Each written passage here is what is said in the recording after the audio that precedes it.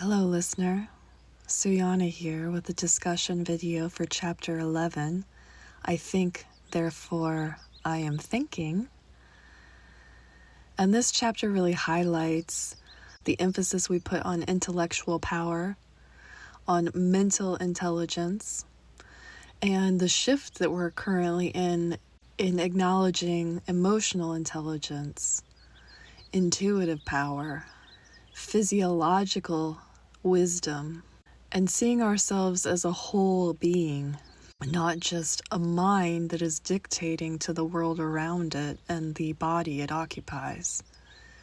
It's a much more holistic approach, so I'm sure you're not probably very shocked that I included the discussion and chapter in my book, The All-Inclusive Approach, because it is so aligned with this philosophy of inclusion.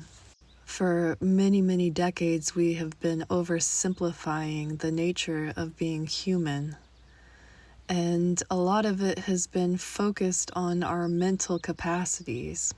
And while we are navigating a persistent mental health crisis around the world, it is correlating and running in conjunction with the awakening of other aspects of self that have been relegated into the background, into the shadows, because they were undervalued or even considered as hindrances to one's success. To be emotionally intelligent and in tune might have been considered not too recently in the past as a deterrent to your ability to manifest a successful life. And this isn't to say that we should run away with our emotions, because again, just like Chapter 10 highlights, balance is the superpower. Not having one overly defined aspect of self, but having a fully integrated self, where you might have some areas that are more prevalent in you, more dominant as your gifts, skills, and talents, and some areas that are less prevalent or dominant, the areas of challenge and aspects that will initiate you collaborating and seeking out cooperative options for you to further your progress in any creative endeavor you might want to engage in. The chapter, I think, therefore I'm thinking, gives humility to the idea that the mind is creating and manipulating reality. What it is very good at doing is orienting itself into specific perspectives, and there is a lot of power and potency in understanding how your perspective and perception of reality colors and determines the tone of your experiences, the quality of your relationships, the understanding you have about the role that you play in your world and in the world broadly. So when we dive into this chapter, that is the underpinning of this content for Chapter 11 is a holistic, inclusive, balanced approach to all of the different ways that your power is expressing itself, at times through your mentality, through your focus and intention, at times through your emotional state, the sensations and experiences that you have based on what you're being exposed to and what you're giving yourself permission to entertain in your life, the biology and the physiological effects that your beliefs, ideas, emotions, and experiences activate in your system, especially your nervous system, which we continue to highlight because it's become so prevalent in our understanding of our humanness that the nervous system has a huge impact on how we operate in the world. And then underpinning all of those things, the energetic self, the eternal self, the infinite self that is not bound by time or physical reality, including space, right? Matter, form. All of these components cycle and interact with one another to form a full embodied self. And as we start to integrate the beliefs and perception that all of the aspects of ourselves are meaningful, potent, and powerful expressions of divinity, not just our mental faculties, then our life becomes more of a creative work of art than a project to complete at work. And I hope you can feel the difference between those two things. Because the second one, the latter, is very much results oriented.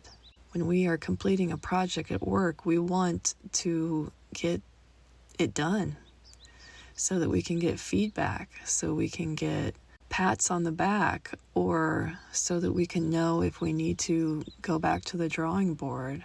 It's very much results oriented versus a creative endeavor. Being in the process of creating in and of itself is one of the many benefits and rewards of being alive. Interacting with life from that vantage point can be so much more rewarding along the way, not because you're getting rewarded or punished based on what you're doing, but because actually being in the process of creating can feel so rewarding, empowering, fulfilling, satisfying, engaging, vibrant, exuberant, succulent, and all kinds of other descriptive words. It's sensational. The act of creating can be very sensational. And we get to experience each aspect of that in this particular paradigm because it is working within the parameters of time and space. We are operating within the parameters of time and space in this physical realm. And so you get to experience the process of creation in incremental moments. It's a gift. And when it feels very discordant, it probably is more likely to be interpreted as a curse.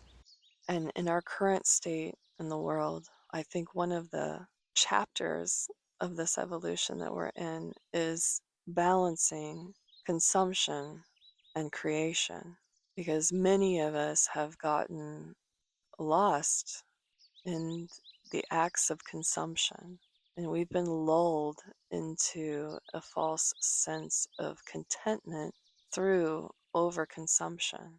And when we reawaken the powers of creation that arise when we reclaim our personal power and autonomy, the balance is returned, and the joy, the bliss, the ecstatic energy that accompanies flowing in a co-creative process can be felt again.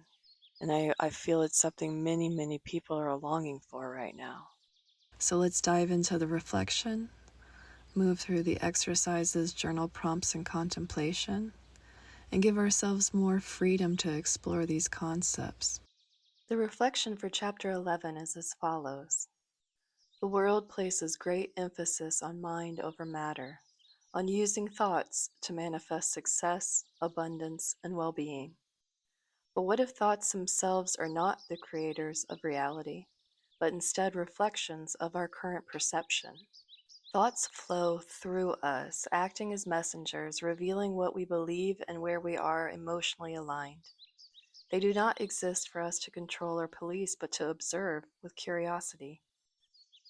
The law of attraction brings experiences and perceptions that resonate with our internal state, not as a test or a punishment, but as an opportunity for growth. The more we embrace this, the more we shift from resistance to willing participation in our own evolution. This chapter explores how thoughts and emotions shape our experiences, not through force, but through conscious awareness. Journal prompt number 1, reflect on a reoccurring thought pattern in your life. Does it empower or limit you? What emotional response does it trigger? Number 2, have you ever believed in the law of attraction as a tool for manifesting dreams and desires? How does your understanding shift when you see it as a path to self-awareness rather than a means to control? Number 3, think of a recent challenge financial, relational, emotional, or physical? What perspective shift could allow you to see it as an invitation for transformation rather than an obstacle? Number 4.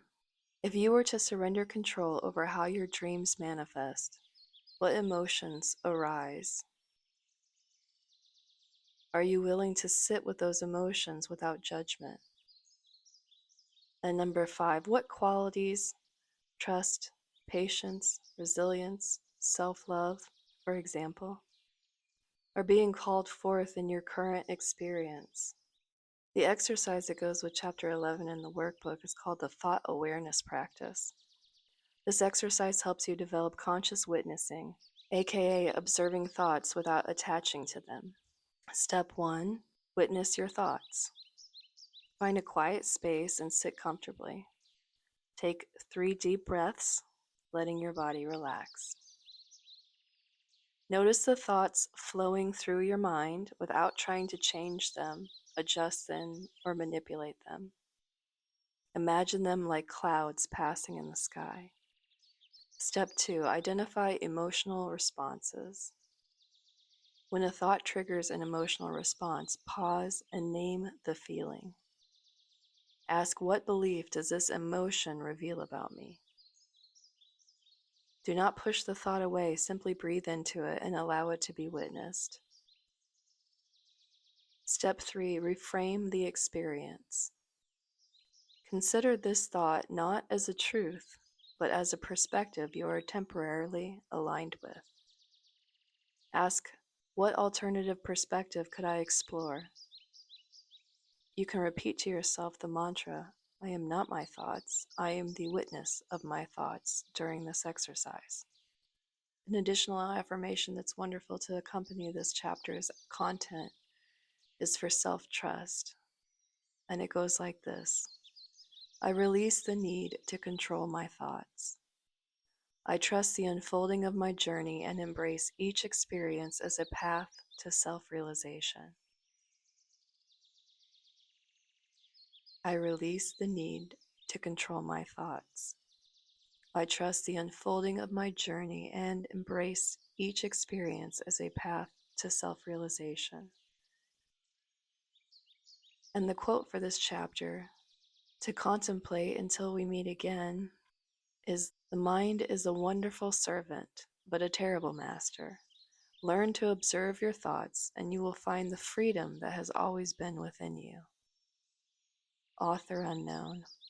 So that's our content for chapter 11. If you have any questions or would like to share anything about your experience with this content, by all means, please leave a comment. Or you can reach out to me with my contact information in the description box. And until we meet again, be well and enjoy the now.